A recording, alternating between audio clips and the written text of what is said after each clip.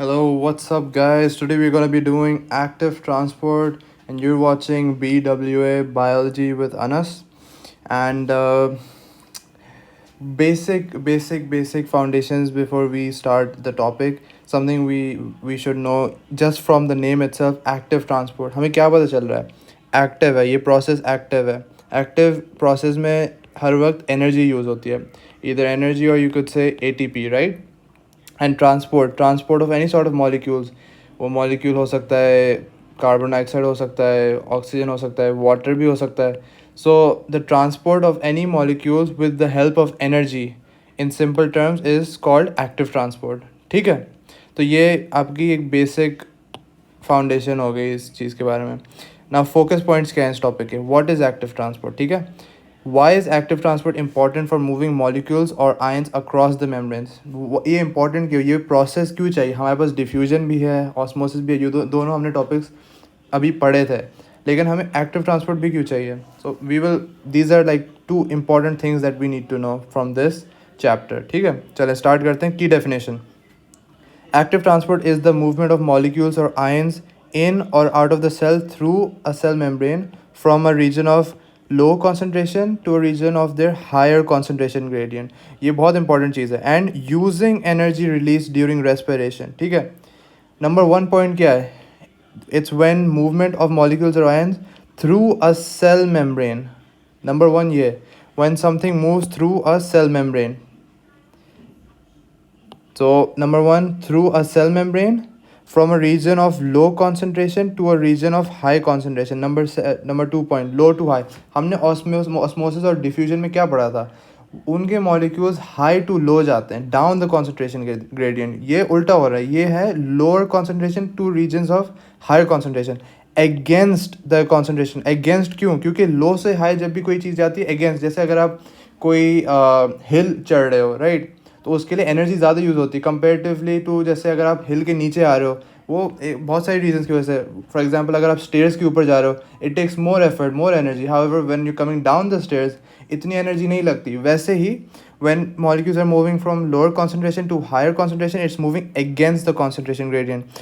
And what helps them to go against the concentration gradient is the energy. They use this energy which is being produced and released from respiration.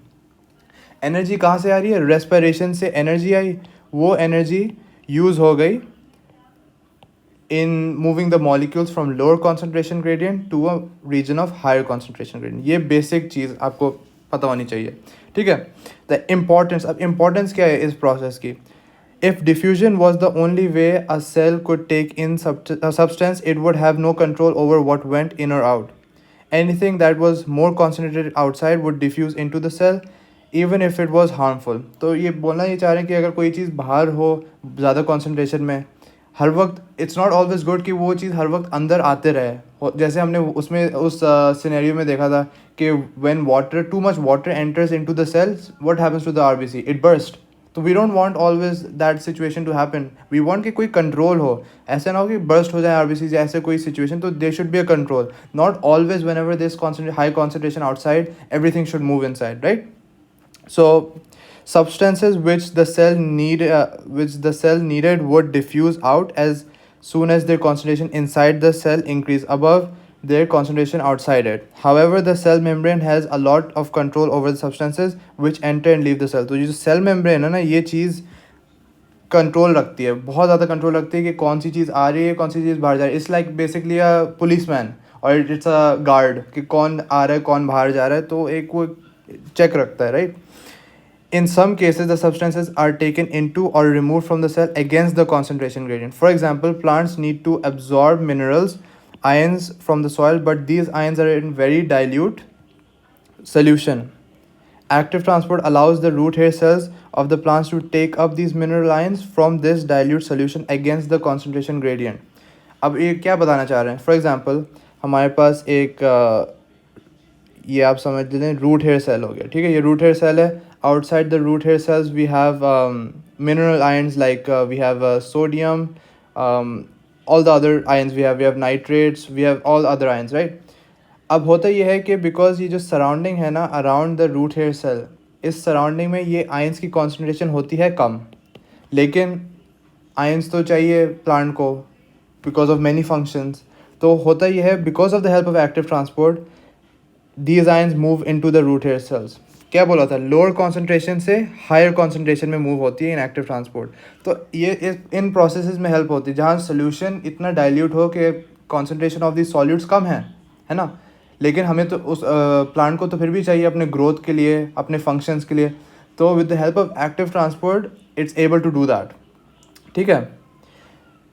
Now again, chemical energy from respiration is converted into kinetic energy for movements of these ions। ठीक है, very important thing, जो chemical energy is use from respiration वो convert हो जाती है into kinetic energy. और इस kinetic energy की हेल्प की वजह से जो ये सारे आयंस मूव हो रहे हैं अगेंस्ट द कॉन्सेंट्रेशन ग्रेडियंट, इस काइनेटिक एनर्जी की वजह से हो रहा है। ठीक है। सोडियम आयंस में continue to pass out of the cell even though the concentration outside is greater than inside. The cell lining the small intestine take up glucose against a concentration gradient. The process by which the substances are moved against the concentration gradient are not fully understood। अब ये human body में भी use होता है, जैसे plant में mineral ions की absorption के लिए एक्टिव ट्रांसपोर्ट यूज़ हो रहा है, वैसे ही हमारी जो इंटेस्टाइन्स है उसमें से ग्लूकोज जो अब्जॉर्ब होता है वो भी एक्टिव ट्रांसपोर्ट की हेल्प की वजह से होता है। इवन दो सेल्स के अंदर ग्लूकोज ज़्यादा हुआ है, लेकिन since our body needs to absorb glucose for multiple functions, with the help of active transport it absorbs glucose in the intestines, right? So the process may vary different for different substances, but they are described as active transport। थोड़े बहुत अलग अलग तरीके के हो सकते हैं, but basic इसका function acts as active transport। Anything which interferes with respiration, like a shortage of oxygen or glucose, stops the active transport happening। What is this? Respiration से हमने क्या सीखा था, रेस्पिरेशन से हमें मिलती थी एनर्जी वो यूज़ होती थी किस चीज़ के लिए, एक्टिव ट्रांसपोर्ट के लिए। अब जब रेस्पिरेशन से एनर्जी नहीं आ रही तो एक्टिव ट्रांसपोर्ट रुक जाएगी। रेस्पिरेशन से एनर्जी आती कैसे है, रेस्पिरेशन में we use oxygen number 1 and number 2 we use glucose. इन दोनों का जब रिएक्शन होता है then we get water and carbon dioxide plus energy. अब वो जो एनर्जी है वो हेल्प करती है in the transport of in the process of active transport, है ना। तो जब ऑक्सीजन कम हो गया या ग्लूकोज कम हो गया तो रेस्पिरेशन नहीं हो पाएगी, रेस्पिरेशन नहीं हो पाएगी, एनर्जी नहीं बन पाएगी, एनर्जी नहीं बन पाएगी तो एक्टिव ट्रांसपोर्ट नहीं हो पाएगी, राइट। Very simple. ठीक है। Epithelial cells in the villi of the small intestine have the job of absorbing glucose against the concentration gradient।